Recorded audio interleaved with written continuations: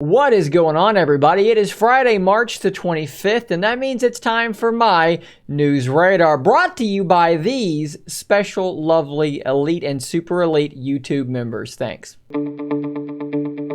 And let's start this episode off talking about something that I've long had a bit of a love-hate relationship, and that is the bumpers on Surface Duo, in particular on Surface Duo 1. The bumpers on Duo 1, I mean, they were there to serve a very important purpose, to help protect what is a pretty fragile folding glass slab type device. But the bumpers just don't look that great, and they're a little bit weird. There's a couple of weird quirks to them that I don't quite understand why they were in place. If you don't know, or you don't remember, or you just like a refresher, these are the bumpers for the original Surface Duo. You can see that mine are not actually on my Surface Duo 1 because I don't like them. I don't like the way that they look or the way that they feel. They kind of drag your pocket, the pocket liner out of your pocket when you take it out.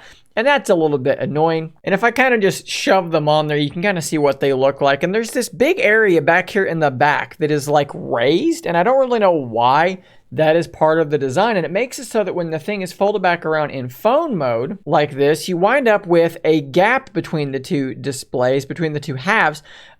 Despite the fact that, you get a gap on Duo 2, but you've got a big camera bump there. So on Duo 1, I always wondered, why is that gap there? What is the purpose of that? Why is that little bit of extra stuff there? Now, when you look at Duo 2, they pretty much address these problems because the bumper on Duo 2, you can hardly see that they're on there, but that's what they are. That's all the bumper is. It just sits right there on the edge and it ends there, and that's it. And I think that the bumper on Duo 2 is much better. It's a better material, so it doesn't pull your pocket liner out of your pocket. It's just a better design. So a lot of people have said, man, I really wish I could get the Duo 2 bumper on the original Surface Duo, but unfortunately, that's just not a product that has been made. But this person on Reddit has used a 3D printer, and they have gone and made something that is effectively exactly what we're talking about. This is their own custom 3D printed bumper on the original Surface Duo. And as we kind of go around it, it looks very, very similar to the bumper on Duo 2. You're missing this weird bit on the back of it that just gets in the way. It's much more flush and more flat. Now, one place that actually is maybe better than the bumper on Duo 2. Duo 2's bumper ends just before that USB-C port. Well, what he's printed here, it actually does extend all the way around it, which I think is probably an advantage. I think that this thing actually looks really, really good. Now, if you look at the comments here, you'll see a lot of people asking for, hey, share these files or sell it or do something with it. And I've not seen in this Reddit thread where this user right here, Adam James Reese, has mentioned whether or not they plan on selling this, but they do mention at some point in here that they added a black version to a post in a Facebook group. Now, unfortunately, I do not have a Facebook account to look at this group to find us. So maybe you could go to the Facebook group. I believe it's Surface Duo Central on Facebook. So perhaps there's more information in there that I was not able to glean because, again, not in that group, don't have a Facebook account to be used. But what a really cool thing to do, right? I mean, this is a need that they saw, something that they wanted, and they were able to 3D print the thing and presumably use something like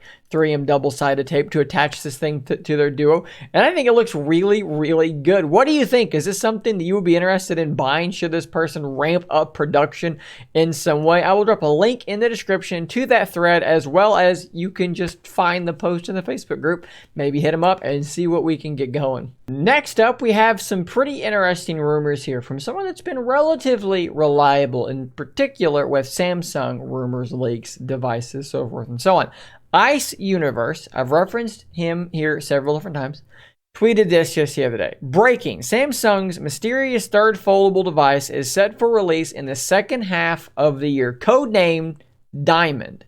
He then followed this up by saying it has a high probability of being a scroll screen phone. So he's talking about phones that have those rolling displays, and he includes this image here, which does appear to potentially be one of their rolling phones. Now, if you don't remember what we're talking about here, let's go to this video here that Samsung Display posted May of last year, because they show off in this video a device that is pretty much what he's talking about, a device that the screen can scroll or roll out from inside. So rather than folding the display, it rolls. And they do show it again here at the very end of the video, here sitting up in a tablet mode, and then it rolls back in to go into sort of a phone mode type thing. So this is something I am extremely interested in seeing actually come to market. And Ice Universe here is apparently saying, from what he's heard, this is coming later this year in the second half of 2022. And I really think that this is one to be excited about. A lot of the things I hear from people all the time, I'll give you a really good example. A buddy of mine just bought a Z Fold 3 a while back.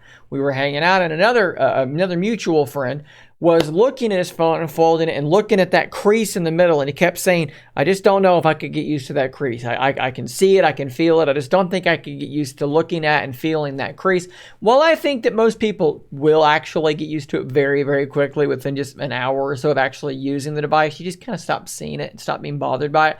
It is a factor that a lot of people look at, they see it in Best Buy, they see it in the stores, and they go, I can't handle that, I don't like that, and they don't want to do the thing. Well, something like this presumably won't have that issue because the display is not folding, right? It's instead of folding, it's just rolling around the back side there and going back into the body. So as that motorized portion here expands out, that display just kind of flattens back out and reveals a larger display. And I've heard people say, yeah, but you might lose battery life, right? Because you're going to have to pack in motors to be able to move this thing around and you know, something that this thing can slide back and forth on, some sort of rails or something.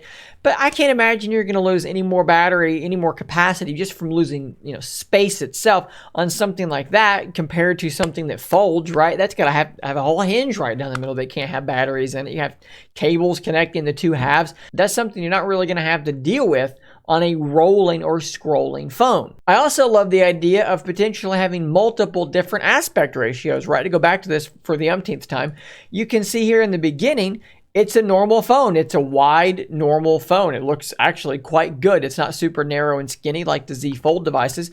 But you can imagine, let's say it goes out to that point and maybe now it's a 16:9 display, right? So now it's better for, you know, watching video content.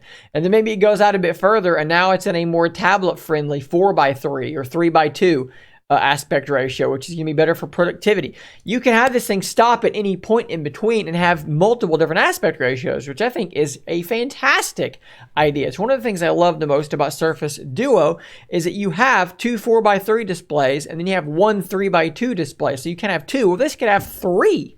All in all, I think that this is really cool. I'm super excited to see what this actually looks like. And if it's going to launch in the second half of 2022, that is all the cooler to me. But something that is not cool at all is something that Microsoft is apparently toying with rolling out in the very near future. Let's look at this article here at PC Gamer. Microsoft will bug Windows 11 users with watermark if they bypass the system requirements. So as we've talked about before, the requirements for Windows 11 are artificially high.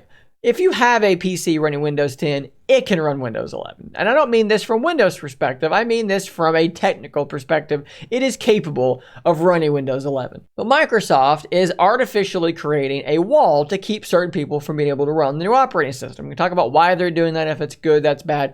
That's beside the point at this junction for me. But it is true. Reading from this article, back in February, there was a report that some users in the dev channel suddenly had a watermark which stated, system requirements not met, go to settings to learn more. And it was down there in the bottom right-hand corner of the screen. We have a screenshot here.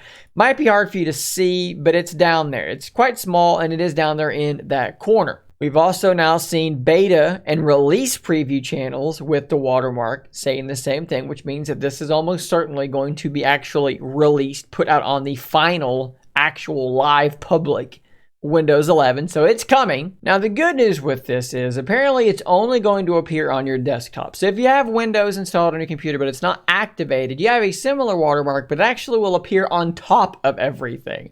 So it's there, you know, you're playing a game, it's on top of your game in the corner, and that's much, much, much more annoying. At least with this, apparently it is going to be relegated to just being on top of your wallpaper, which is annoying, but not the end of the world. But the biggest problem here is that, like I said, Windows 11 has so many weird requirements to be able to be installed without presumably having this watermark. The Trusted Platform Module TPM 2.0 stuff is something that you may have a relatively powerful, relatively modern computer, but it's just missing that one thing Like maybe you're still running a first gen Ryzen, like my wife is. Her computer is quite powerful, able to play whatever games she wants to play, but it's still a first gen Ryzen, so she is not technically going to have Windows 11 supporting her computer. So she would have this watermark. And for me, someone that's got a little touch of OCD, that would drive me absolutely out of my mind. It's one of the biggest reasons why on my main computer, I don't run dev or beta or release channel of any, I don't run insider builds because there's a watermark saying you're on an insider build, and that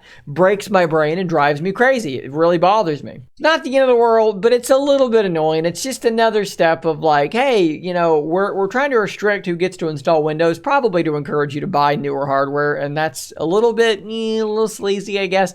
And now if you're gonna go ahead and bypass these things and do it anyways, we're just gonna try to just annoy you a little bit. You know, it's like that kid sitting next to the other kid and they're putting their finger really close to them and they're saying, I'm not touching you, and they're just trying to annoy them. That's what Microsoft is kind of doing right now, to try to annoy you very subtly into buying new hardware. Guys, thanks for making it to the end of today's News Radar. I will see you next Friday for the next episode, and of course, all the rest of the week for all the other numerous videos that I will surely post. If you'd like to have your name appear at the beginning of News Radar, all you gotta do is hit that join button down below, become an elite or a super elite member. I do appreciate those people greatly, and again, your name will appear there at the beginning. Guys, I'll see you on the next one, and until next time, stay nerdy, my friends.